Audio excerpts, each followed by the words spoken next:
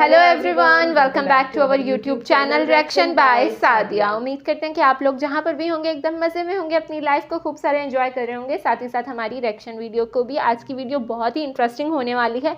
Personally मैं काफ़ी excited हूँ इस चीज़ के बारे में जानने के लिए, बिकॉज टाइटल है the Indian temple that scientist can't explain, और ये है कैलाश टेम्पल के बारे में। और इसके बारे में सुना था हम लोगों ने एक वीडियो में काफ़ी अर्सा पहले। तो ये कुछ ऐसा है कि इसको कोई भी एक्सप्लेन नहीं कर पा रहा। तो ये जानते हैं कि बेसिकली क्या है और क्या क्या चीज़ें हैं जो इसको इतना अलग बनाती हैं और साइंटिस्ट तक नहीं समझ पा रही। काफ़ी इंटरेस्टिंग स्टडी होने वाली है। तो बिना कोई देर किए करते हैं वीडियो को शुरू। लेकिन आप लोगों ने रिएक्शन को लास्ट तक देखना है और चैनल को सब्सक्राइब करना है, लाइक करना है, शेयर करना है, कमेंट करना है, बेल आइकन पे प्रेस करना है ताकि आने वाली हर वीडियो का नोटिफिकेशन आप सबको मिलता रहे। तो चलिए शुरू करते हैं वीडियो। आज से 1200 साल पहले भारत में एक ऐसा मंदिर बना जो आज भी लोगों को चौंका के रख देता है। एलोरा का कैलाश मंदिर। कैलाश मंदिर आज भी पूरी दुनिया का सबसे बड़ा मोनोलिथिक स्ट्रक्चर है। मतलब एक ही पत्थर से बना ये दुनिया का सबसे बड़ा मॉन्यूमेंट है। इसे बनाने के लिए 10 मंजिला इमारत जितना ऊंचा और फुटबॉल ग्राउंड जितने एरिया वाला एक पहाड़ चुना गया और उसे ऊपर से शुरू करके नीचे तक कार्व किया गया। पत्थरों को हटाना तब तक जारी रखा गया जब तक यहाँ केवल ये मंदिर नहीं बच गया। इसे बनाने के लिए करीब 2 लाख टन पत्थर को अलग किया गया था। अगर आज इतने पत्थर को कैरी करना हो तो 11,000 ट्रक्स लगेंगी। फिर आखिर कैसे इंसानों ने हैमर और चिजल जैसे मामूली औजारों से इतना पुराना है वो, तो आप खुद सोचें। बनाने में एलियंस का हाथ तो नहीं। और जो 2 लाख टन पत्थर निकाले गए थे आज तक उसका कोई सबूत क्यों नहीं मिला? इन्हीं सवालों के जवाब आइए जानते हैं इस वीडियो में। महाराष्ट्र के छत्रपति संभाजी नगर से 30 किलोमीटर दूर सिचुएटेड है एलोरा विलेज और यहीं पे बना हुआ है भगवान शिव का महान कैलाश मंदिर। ये जो आप पूरा पहाड़ देख रहे हैं, इसी पहाड़ को कार्व करके मंदिर बनाया गया है। इन इमेजेस से आपको अंदाजा लग जाएगा कि ये मंदिर कितना विशाल है। टेम्पल बिल्डिंग की शुरुआत होती है गोपुरम यानी एंट्रेंस से, फिर आता है नंदी मंडप, सभा मंडप और गर्भगृह। 107 फीट ऊंचा शिखर इसका सबसे ऊंचा पॉइंट है जो दिखाता है कि कार्विंग से पहले ये पहाड़ कितना ऊंचा था। मंदिर के बेस पे बने एलिफेंट्स को देखकर ऐसा लगता है कि मानो पूरा मंदिर इन्हीं की पीठ पर टिका है। इसी बेस पे कमाल की नक्काशी से महाभारत और रामायण की कथा को भी दर्शाया गया है। सबसे कमाल की बात ये थी कि इसे बनाते वक्त एक भी गलती की बिल्कुल भी गुंजाइश नहीं थी, क्योंकि मेजरमेंट या कार्विंग में जरा सी भी गलती होती तो उस जगह को दोबारा पत्थर जोड़कर सुधारा नहीं जा सकता था। इसीलिए कई लोग मानते हैं कि कैलाश मंदिर को बनाना इंसानों के बस की बात है ही नहीं। उनका मानना है कि या तो इसे एलियंस ने बनाया था या फिर ऐसे सुपर ह्यूमंस ने जिनके पास दिव्य शक्तियां थी। लेकिन इन थ्योरीज को सपोर्ट करने के लिए आज तक कोई भी एविडेंस नहीं मिला है। दूसरी तरफ आर्कियोलॉजिस्ट ने क्लियर एविडेंस ढूंढ निकाला है जिससे प्रूव होता है कि इस मंदिर को उस समय के इंसानों ने ही नॉर्मल टूल से बनाया था। मंदिर को सराउंड करने वाली वॉल्स में एंशिएंट टाइम्स में यूज किए जाने वाले टूल्स के मार्क्स मिले हैं। इवन टेम्पल के स्कल्पचर्स को एनालाइज करने के बाद ये कंफर्म किया जा चुका है कि इन्हें हैमर और चिजल जैसे ऑर्डिनरी टूल से ही बनाया गया था। इसके अलावा एक और एविडेंस है जो एलियन थ्योरी या सुपर ह्यूमन थ्योरी को बिल्कुल गलत साबित करता है। एक्चुअली भारत में रॉक कट मॉन्यूमेंट्स का निर्माण एक एंशिएंट ट्रेडिशन है जो खुद कैलाश टेम्पल से भी कई सेंचुरी पहले शुरू हुआ था। इस आर्ट को एलियंस नहीं बल्कि हमारे पूर्वजों ने सालों तक मेहनत करके डेवलप किया था और यही आर्ट पीढ़ी दर पीढ़ी पास होता गया। भारत में इसकी शुरुआत हुई 2300 साल पहले 3 सेंचुरी BCE में, जब मौर्यन साम्राज्य के सम्राट अशोक ने अजीविक सेक्ट के मंक्स के लिए बराबर केव्स बनवाई। ये गुफाएं ग्रेनाइट की चट्टानों को कार्व करके बनाई गई थी। इनकी वॉल्स को शीशे की तरह स्मूथ और शाइनी बनाया गया था, जिस कारण गुफा के छोटे से गेट से थोड़ी सी भी लाइट अंदर आने से पूरी गुफा में उजाला हो जाता था। इसके अलावा ये दीवारें मंत्रों की चांटिंग करते समय एक सराउंड साउंड एक्सपीरियंस देती थी। इसके बाद 2nd सेंचुरी BC से 1st सेंचुरी CE तक अजंता केव्स का निर्माण हुआ जो बुद्धिस्ट मंक्स के लिए प्रेयर हॉल्स का काम करती थी। इसके बाद गुप्ता पीरियड के दौरान तो ये सब बताता है कि मतलब ये सब हाथ से काम किया गया है। ये इतने साल का निर्माण हुआ। ये रॉक कट गुफाएं भगवान शिव को डिवोटेड थी। फिर 7th सेंचुरी सीई में रॉक कट आर्किटेक्चर में एक इम्पोर्टेंट मोड़ आया। पहली बार इंडिया में चट्टानों के अंदर केवल गुफाएं नहीं बल्कि पूरे के पूरे मंदिर एक ही पत्थर से बनाए गए। पल्लवन डायनेस्टी के रूलर्स ने महाबलीपुरम में ऐसे 5 मंदिर बनवाए जिन्हें पंचरथ कहा जाता है। फाइनली 8th सेंचुरी सीई में इंडियन रॉक कट आर्किटेक्चर अपनी पीक पे पहुंच गया जब एलोरा में एक पूरे पहाड़ को कार्व करके कैलाश मंदिर का निर्माण हुआ। दुनिया का सबसे बड़ा मोनोलिथिक स्ट्रक्चर होने के साथ साथ ये सबसे कॉम्प्लेक्स भी है।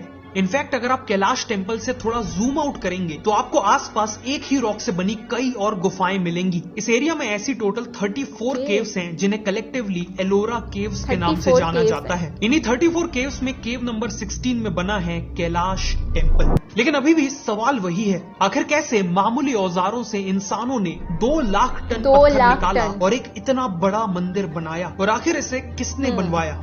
आर्कियोलॉजिस्ट को बड़ौदा में एक्सकेवेशन के दौरान कुछ कॉपर प्लेट इंस्क्रिप्शंस मिली। इन प्लेट्स को करकाटू नाम के राजा ने ग्रांट करवाया था और इसी में क्लियरली मेंशन्ड है कि एलोरा के कैलाश मंदिर को राष्ट्रकूटा डायनेस्टी के 2nd राजा कृष्णा राजा ने बनवाया था।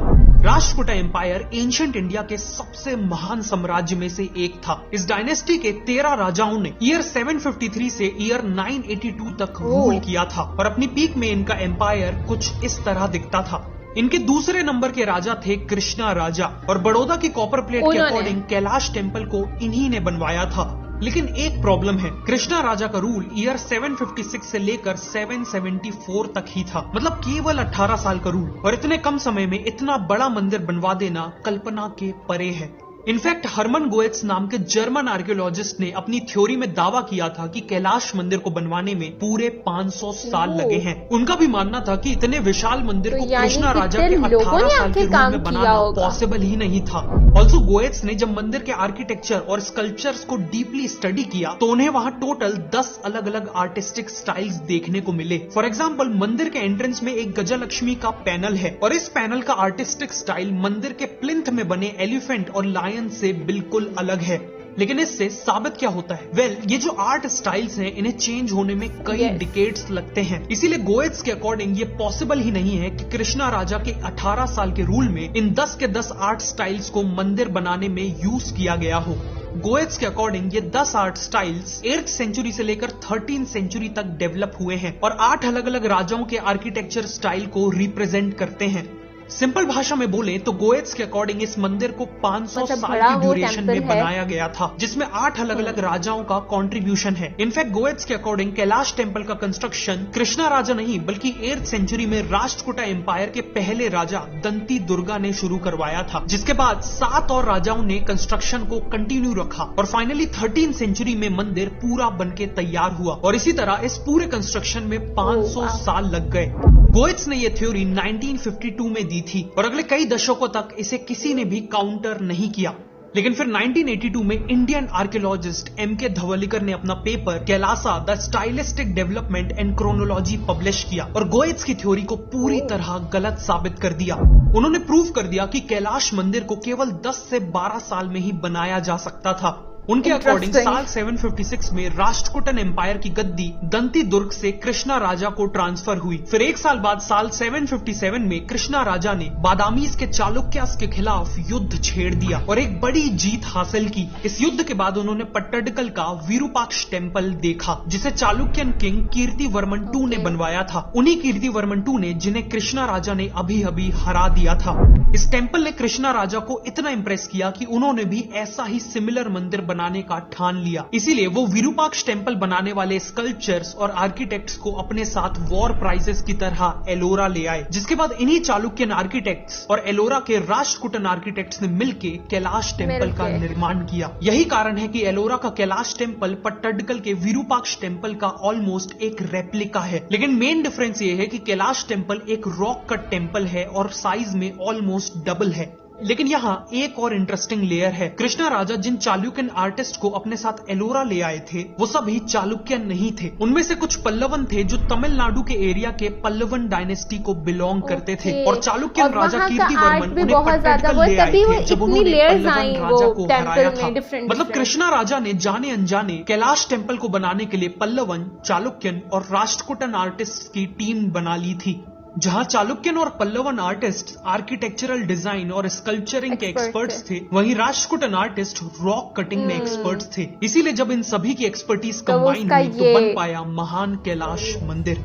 हरमन गोयत्स का मानना था कि टेंपल में अलग अलग आर्टिस्टिक स्टाइल्स इसलिए पाए गए हैं क्योंकि इसे अलग अलग राजाओं ने बनवाया था, लेकिन एम के धवलीकर के अकॉर्डिंग ऐसा इसलिए था क्योंकि यहाँ 3 अलग अलग कल्चर और डायनेस्टीज से आई हुई आर्टिस्ट की टीम ने काम किया था। इवन इन टीम्स के अंदर मल्टीपल सब टीम्स थी जिनका आर्टिस्टिक स्टाइल अलग अलग था। मतलब राजा एक था लेकिन आर्टिस्ट की टीम्स अलग अलग थी। अब आते हैं सबसे इम्पोर्टेंट सवाल पर, आखिर ये मंदिर केवल 10 से 12 साल में कैसे बना? वेल, एंशिएंट इंडिया में मानसार नाम का एक महान ग्रंथ लिखा गया था जिसमें एंशिएंट इंडिया के आर्किटेक्चरल प्रिंसिपल्स और डिजाइन्स को डेप्थ में समझाया गया है। जब हम एम के धवलीकर की थ्योरी और मानसार की टीचिंग्स को कंबाइन करके देखते हैं तो कैलाश टेंपल की मिस्ट्री काफी हद तक सॉल्व हो जाती है। सबसे पहले एंशिएंट आर्किटेक्ट्स, जिन्हें स्थापति कहा जाता था, उन्होंने मंदिर बनाने के लिए एक सूटेबल साइट सिलेक्ट की। उन्होंने एलोरा के विशाल बसाल्ट चट्टानों को एक स्पेशलाइज्ड टूल से स्ट्राइक करके देखा और केवल आवाज सुन के पहचान लिया कि ये रॉक बिना किसी इंटरनल क्रैक्स के कार्विंग के लिए अच्छा है। इसके बाद रॉक के ऊपर ही मंदिर का पूरा ब्लूप्रिंट बनाया गया। कैलाश मंदिर के केस में ये ब्लूप्रिंट विरूपाक्ष टेंपल से काफी सिमिलर था।